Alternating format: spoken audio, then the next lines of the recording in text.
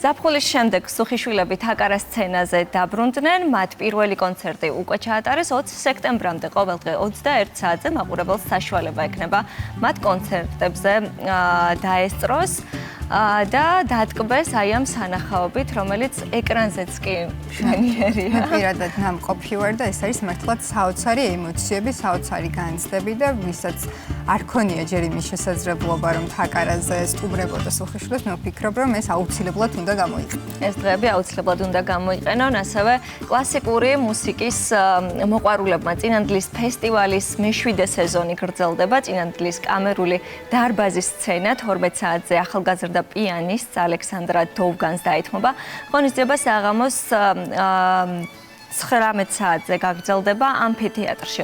მაყურებლის წინაშე მარკ ბუჩკოვი, ჯინგ ჟაო და ბეჰზოდ აბდურაიმოვი წარსდგებიან. რაც შეეხება უქმეებს, 13 და 14 სექტემბერს საღამოს 18 საათზე გრიბოედოვის თეატრის საიუბილეო 180 თეატრალურ სეზონს ახალი სპექტაკლით გახსნის ორივე მხარეს, ასეთია ამ წარმოდგენის სახელწოდება.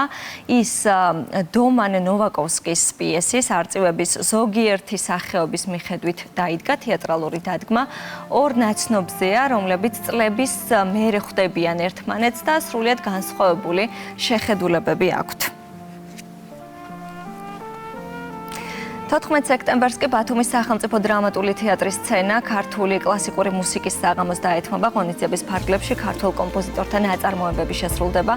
მსურველებს კონცერტზე დასწრება საღამოს 7 საათზე შეეძლებათ. შემოდგომის თბილისი, აი ასე ჰქვია კიდევ ერთ ფესტივალს, რომელიც 33 სეზონისთვის ემზადება. ღონისძიებას ჯანსუღ კახიძის სახელობის ცენტრი უმასპინძლებს დამწრე საზოგადოებას შესაძლებლობა ექნება ლუდვიგ ვან ბეთჰოვენის მე-3 კონცერტი მოისმინოს ფორტეპიანოსა და ორკესტრისთვის, ასევე მე-7 სიმფონია. მსმენელის წინაშე სახელგანთქმული ქართველი პიანისტი ელისო ვირსალაძე თბილისის სიმფონიურ ორკესტრთან ერთად წარსდგება, რომელსაც მაესტრო ვახტანგ კახიძე უდირიჟორებს. კონცერტი 14 სექტემბერს 19 საათზე და 30 წუთზე დაიწყება. დროა გადავინაცვლოთ ქუთაისში, რადგან თეატრალური სამყაროს მოყვარულებისთვისაც გვაქვს კარგი სიახლე. შაბათს 13 სექტემბერს გენიალური ქართველი მსახიობის ეროსი მანჯგალაძის 100 წლისადმი მიწყვნილი საღამო გაიმართება. ღონისძიებას ქუთაისის ლადო მესხიშვილის სახელობის დრამატული თეატრი 19 საათზე უმასპინძლებს.